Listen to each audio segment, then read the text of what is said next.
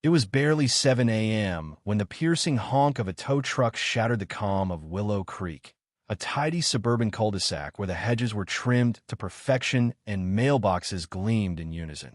Blinds twitched as sleepy residents peered out, jaws dropping at the sight unfolding on their quiet street. There stood Melissa, wrapped in a silky robe and zebra-print slippers, her voice cutting through the morning haze like a foghorn. She wasn't just yelling, she was waging war on a young National Guardsman, jabbing her finger at a hulking M1 Abrams tank parked by the community park. Melissa wasn't asking questions. She was on her phone, pacing like a general, arms flailing as she barked, "Tow it. I don't care if it's got a cannon that's blocking my curb, and I've got rights." The tow truck driver, a burly guy named Joe, stepped out, scratching his head, staring at the 60-ton beast like it was a pickup truck with a bad parking job. That moment sparked a wildfire of chaos that would burn through Willow Creek, ignite the internet, and etch Melissa's name into suburban infamy. A week earlier, life in Willow Creek had been as predictable as a Sunday barbecue. A neatly printed letter had slipped under every door, announcing that the National Guard would conduct a weekend readiness drill, parking one tank by the park for 48 hours. Most folks were thrilled. Kids begged to snap photos, retired veterans puffed up with pride, and a few neighbors even baked cookies for the guardsmen camped beside the tank. But Melissa, self-appointed queen of the HOA's Streetscape Harmony Committee, either skipped the letter or decided it didn't apply to her. She'd been fuming since her Pilates class got cut short. Her emotional support cockatoo wasn't allowed in the studio. So when she rolled up and saw that tank squatting on saw pristine street, it was like someone had dumped a junkyard in her front yard. She slammed her brakes, stormed inside, and emerged with a clipboard, a tablet, and neon flags she used to mark rogue lawn ornaments. With the precision of a drill sergeant, she planted a red flag by the tank's treads and started filming for her HOA blog, muttering about VY Sewell atrocities. Enter Ryan, a guardsman with a buzz cut so sharp it could have been measured with a ruler. He approached with a polite nod. "Ma'am, this is a state-mandated drill. The tank's secured, non-operational, and gone in 2 days." Melissa blinked, then scoffed. "State-mandated? Nobody cleared this with Sami Saw. This is a residential Zanito. You know what that means, Ryan?"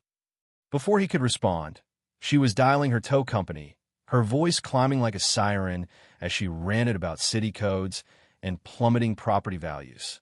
The tow company, Big Rig Recovery, hesitated until Melissa spun a tale about an oversized SUV some partygoer had ditched. She offered triple pay, and they bit. By the time the tow truck rumbled in, Willow Creek was a circus. Neighbors spilled out some in pajamas, others clutching coffee mugs, phones recording every second. Kids whispered about a tank war, while an elderly couple unfolded lawn chairs like they'd bought tickets to the show. Joe, the driver, took one look at the tank and muttered, "You've got to be kidding." Melissa stormed up. "Why is it still here? Hook it up. I've got a book club tonight, and this war prop's ruining my VYB." Joe scratched his neck. "Ma'am, that's a saw tank saw. You got clearance to move it."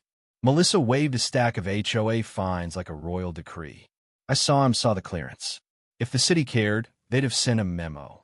Ryan stepped in, voice steady. "Sir, this is state jurisdiction. That tank's part of tomorrow's drill. Didn't touch it." Joe glanced at Melissa's signed waiver and shrugged. "Her name's on the paper, not mine." As the tow cable clinked onto the tank's front loop, a black SUV with military plates screeched around the corner. Out stepped Lieutenant Harper, mirrored sunglasses glinting, his presence like a slammed gavel. He didn't shout, didn't need to. "Names. Paperwork. Now." Melissa thrust forward a hand-drawn diagram, claiming the tank VY OLAT aesthetic unity. Harper stared, silent, then handed Ryan a clipboard to document CI VY Lien interference. Melissa's jaw dropped. "Interference? I'm SA VY-ing this neighborhood from an eyesore. I deserve a medal." A dog barked, as if cackling, and the crowd, now 50 strong, erupted in snickers. A drone buzzed overhead, streaming the fiasco live. Harper spotted the tow cable and ordered off. When Melissa screamed about her First Amendment rights, he made one call. 2 military vehicles rolled up, and Big Rig Recovery was escorted out, Joe mumbling about quitting. Melissa, undeterred, demanded the governor's apology and threatened lawsuits. Ryan whispered to Harper, "Should we call PR?" Harper shook his head. "This PR handles itself." By sunrise, Melissa was a meme, her red-faced scream frozen with the caption, "She tried to tow a tank."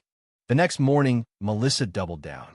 Dressed in a crimson blazer and heels that clicked like a metronome, she stood by the tank with a bullhorn, blasting about property warfare. Her meltdown had gone VY Ralparody songs and auto-tuned rants racked up thousands of likes hourly. She thought her curated Facebook echo chamber was rallying behind her. In truth, the world was laughing. Inside the guard's tent, Ryan sipped coffee, stifling grins as his phone buzzed with memes. Harper, less amused, fielded calls from city officials and military brass.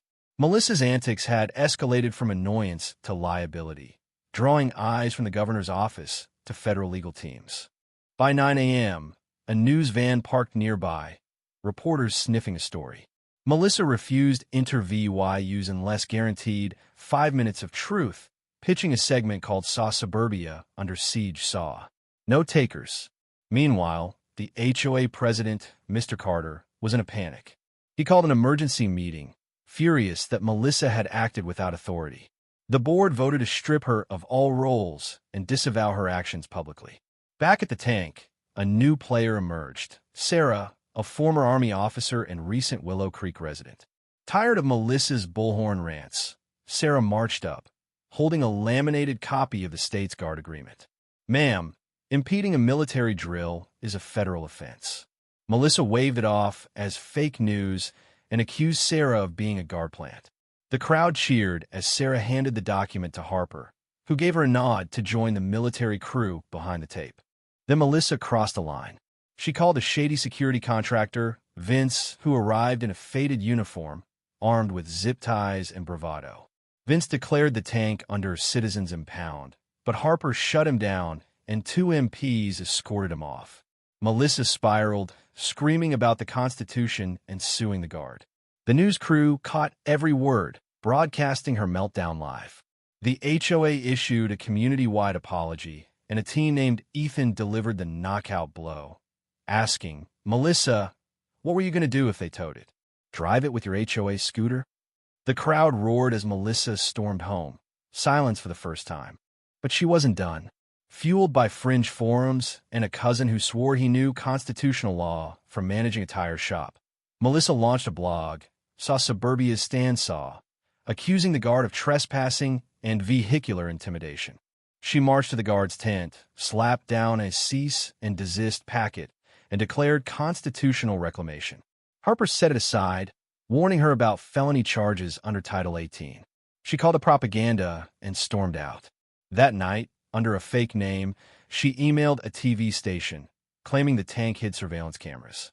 When that flopped, she called in a bomb threat, alleging an unstable vehicle.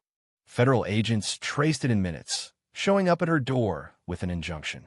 One more stunt, they warned, and it's federal charges. Melissa was speechless briefly before accusing them of a smear campaign. The guard turned the drill into a community celebration. Families toured the tank, kids posed in plastic helmets, and food trucks lined the park. The tank, dubbed Tough Tilly by the kids, became a beloved fixture. Melissa watched from her window, clutching cold coffee, her reputation in tatters. Her blog was trolled, her HOA power gone, her face the punchline of a national talk show's Golden Clipboard Award. Yet she emerged one last time, notepad in hand, jotting noise violations as neighbors ignored her. A talk show crew ambushed her with an inter-VYEW, but their tough questions and damning clips left her floundering. Neighbors filmed, kids played, and the tank stood unmoved.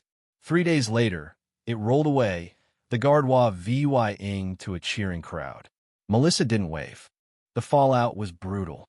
Melissa was banned from HOA meetings, warned by the city, and mocked with a toy tank left on her porch. Willow Creek moved on lawns mode.